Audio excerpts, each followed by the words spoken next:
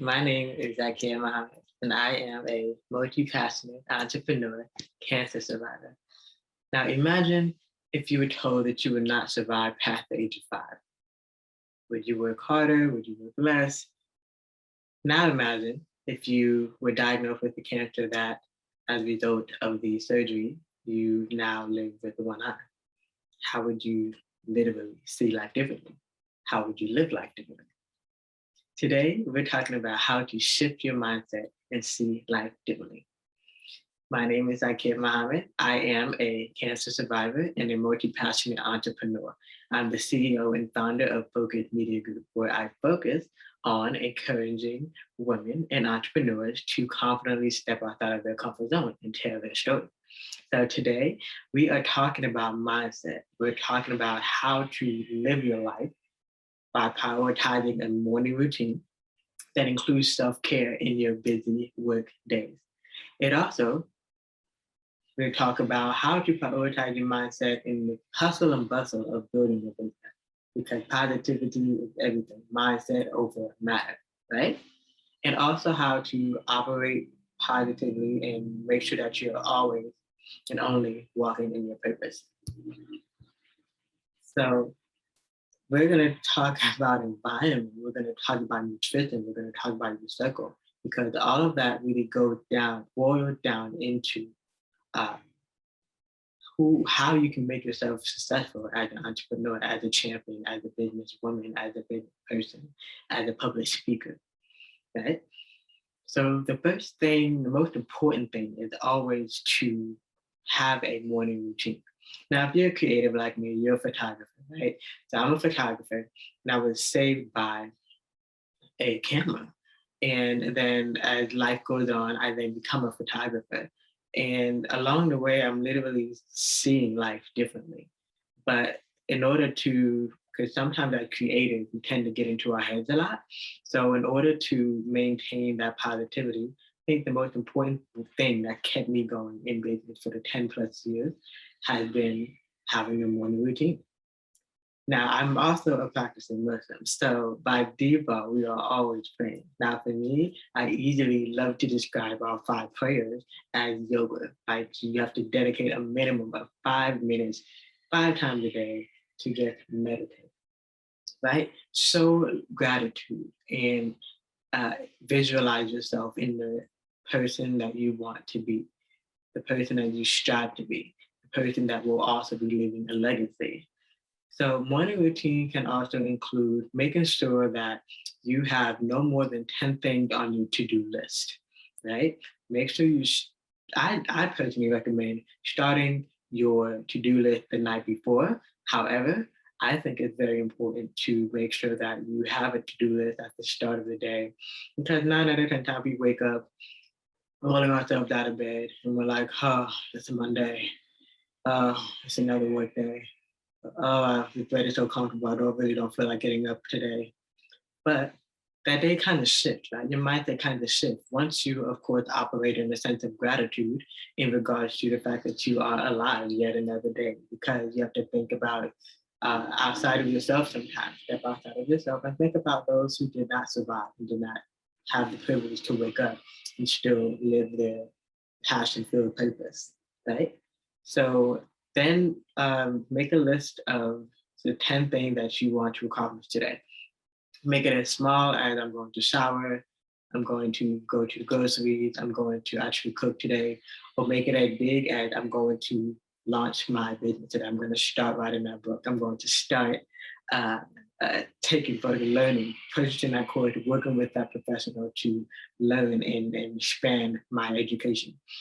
And another important aspect of your morning routine is, if possible, get enough sleep.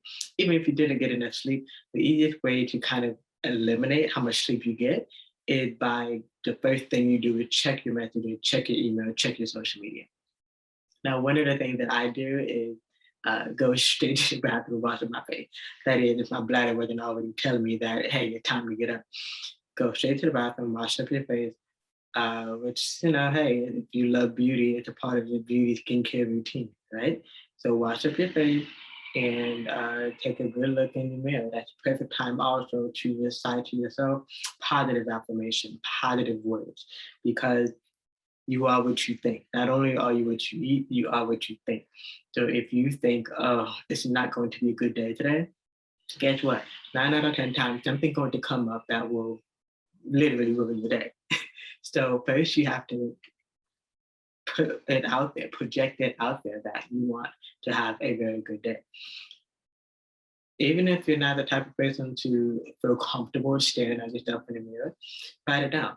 Write down about 10 things that you want to be defined as the woman that you want to be known as, right? The businesswoman, the wife, the mother, the sister, the aunt, the daughter that you want to be known as. And write it down. I also use affirmation cards. I purchased some from other Black-owned businesses that already have them out there, and just shuffle the deck and pick out one that would intuitively relate to you for that day. Another important aspect of making sure that you have a positive mindset is making sure that you have the environment that supports that. Now, I'm a traveler. I love to travel. I love to go new places. I've always just lived in different cities. I've lived in Dallas, Nashville, Miami, DC, Atlanta. And what I've noticed is that no matter where I go, I make sure that my environment suits me. So I'm not quite luxurious and I'm not quite too old school, but I love to be as holistic as possible, right? So I will always make sure that there's sunlight, natural light, something well lit, have daylight light bulbs, and also make sure that I have essential oils around, right? Essential oils, sage, incense, you name it. Your environment is what you make it. Even if it requires just having, even if you live in a place with nothing but 4 white walls, have something that can kind of have your favorite color around, have your favorite kind of flower around, your favorite scent of a flowering incense oil. Whatever it is that needs to be done, even if you do not have your own unique space, your own office, your own space where you feel that you can fully thrive, create that. Start again with your morning routine. Take the time out not to go to social media, but write out the ideal person that you want to be. Write that out. Visualize it to the depths of the 5 senses. You know, how it is. What do you smell? What do you taste? What do you see? What do you feel? What do you hear? And just visualize, have a visualizing activity. Now, I'm creative and I'm always in my head and I'm always thinking. So naturally, I'm just, as soon as I wake up, as soon as I thank God for waking up first, start off with gratitude. Then I'm always visualizing and creating and daydreaming about the ideal woman that I want to be, or where I want to be, and the ideal bed that I want to be waking up in, the ideal home, what do I want to smell when I wake up. So I'm always visualizing first and foremost. So until you can actually create that environment that you actually thrive in, whether you are creative, whether you are analytical, or whatever it is that you know that you need, whether you need to actually get up, wash up, dress up, and go to an office space or a coffee shop or a bakery, do whatever you need to do to make sure that your environment matters, because you can't control your environment. The next aspect that I feel that you can control that's super important with mindset is nutrition. Once again, I'm blessed to be a cancer survivor that has been in remission and surviving for over almost 30 years now. I'm giving out my age, I know. But I think the most easiest solution to a lot of the health problems has been nutrition. Are you eating your colorful foods? Are you just eating when you're stressed out and when you're filled with anxiety? Are you eating, getting up in the middle of the night to eat after your body had digested and you sat down and you've already took a nap after the itis? Are you still eating? Just being more conscious about what you put into your body, not just the words, not just on your body with the type of clothing you wear, not just your environment by where you're living. What are you eating? Are you eating colorful fruits and vegetables? Next is legacy. I'm all about legacy because I think about, not just myself and others who have retinoblastima like me, who have not necessarily been able to thrive or survive or even be alive to this day. So I think about legacy a lot. And especially when you're building a business in the online world, it could go in a flash of a second. But you have to think about legacy. You have to think about the impact that you're making. And what legacy do you want to leave? Why are you building your business? Sure, a lot of us choose to be entrepreneurs or want to go the entrepreneur route because we want that control over our life. We want to have the flexibility to be around family. But why, how do you want people to feel about you, about your brand, behind your back? Behind your back, and when you're not even around on earth, how do you want people to feel? So a lot of time we kind of have to step outside of ourselves and remember that it's not about me, it's about we. So it's about us. It's about all the women that I want to empower to confidently tell their stories. It's about all the women who I want to empower to become the entrepreneur that they dream of being. All the women who I want to empower to write that book, start that podcast, start video blogging on YouTube. So think about uh, what your legacy is going to be. Next is okay, I've said all these tips, right? I've shared all these tips, and there's so many aha moments of like, I've never thought that I could really control this aspect of my life, or I never really thought that I could change this aspect of my life. And I never really knew how much these words or this food or this environment actually negatively impact my life. So of course, there's something that we still are getting overwhelmed for, and we still feel that we can't control. And that's when imposter syndrome keeps in. Imposter syndrome is commonly known as feeling like we're not good enough, but you are good enough because you've had a degree, you've had the consultation, you've had the successful client, you've been promoted time and time again at your job. So you know you're good at what you do. However, there are little small voices that seem so very loud that will creep up inside of you, inside your head every so often, and just make you feel like you're not good enough, make you feel less than, make you feel like you're not confident, right? So imposter syndrome is always going to be there. The fear is always going to be there. But again, going back to legacy, if you were not doing what your purpose is, if you're not doing what you were called to do, how would people be inspired by you? How would people be inspired by your story? How would people even know who you are, right? The key thing to not letting imposter syndrome take you down almost as strongly as any medical or mental health disorder is by keep going, keep pushing, keep going, keep practicing, keep learning, keep talking to people. The more sales calls you have, the more confident you'll be, the more you'll know what you need and what you don't need to do in your business, right? So the easiest way that I've been able to beat imposter syndrome is I'm always learning. I'm always talking to people. And this moves on to the next aspect. Community matters. Your circle matters. Who are the people that are literally either exactly like you or have been where you want to go, that are in your circle, that are okay with helping you to get there? Like they're not jealous of your level of, you're not jealous of your vision. They're not jealous of your financial levels or anything like that, right? You evaluate your circle. Like, are they feeding into you? Are you feeding into them more than they are feeding into you?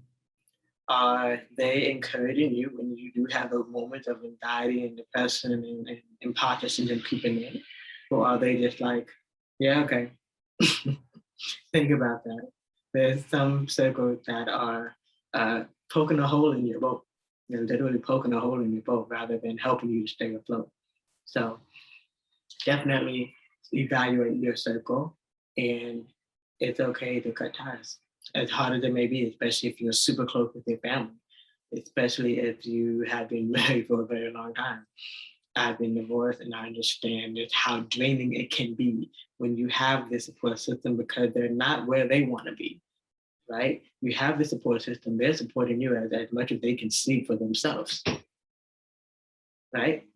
So, next thing is also to make sure that you maintain tunnel vision.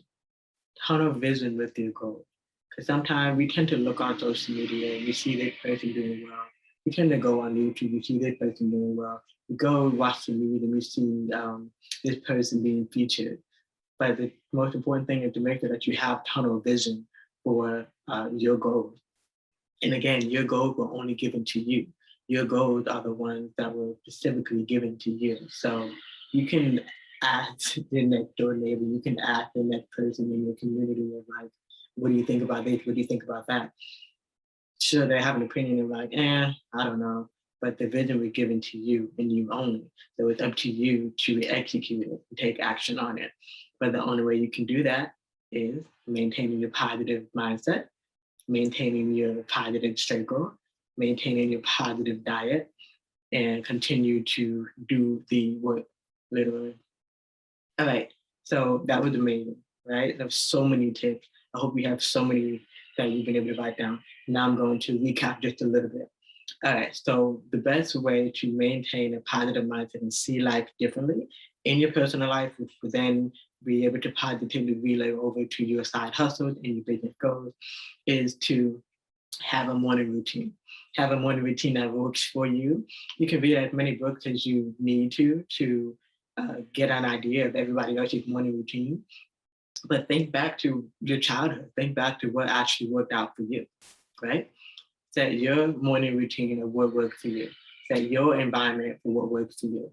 Choose your diet for what works for you. Uh, Focus on having a ton of vision of what your legacy will be because that vision was sent only to you. Choose your circle wisely and never stop practicing, never stop learning, and never stop forgetting that it's about we, not about me. All right. Now, if you want more tips on morning routine and want to hear from other women entrepreneurs and business owners who have been through the fire and made it out and who are confident and comfortable enough with sharing their story of adversity and overcoming adversity with resilience, be sure to take a listen to my podcast. Visit Zaakirah.com/podcast to be able to listen to episodes on mental health, on lifestyle, on building a business, and of course, morning routines and how they've been able to thrive and literally see life different. Thank you so much for watching. And be sure to leave a comment on your favorite takeaways and if you have any questions at all. Thank you for watching. My name is Zaakirah Muhammad, and you can find me also on social media and my website, Nayyar.com.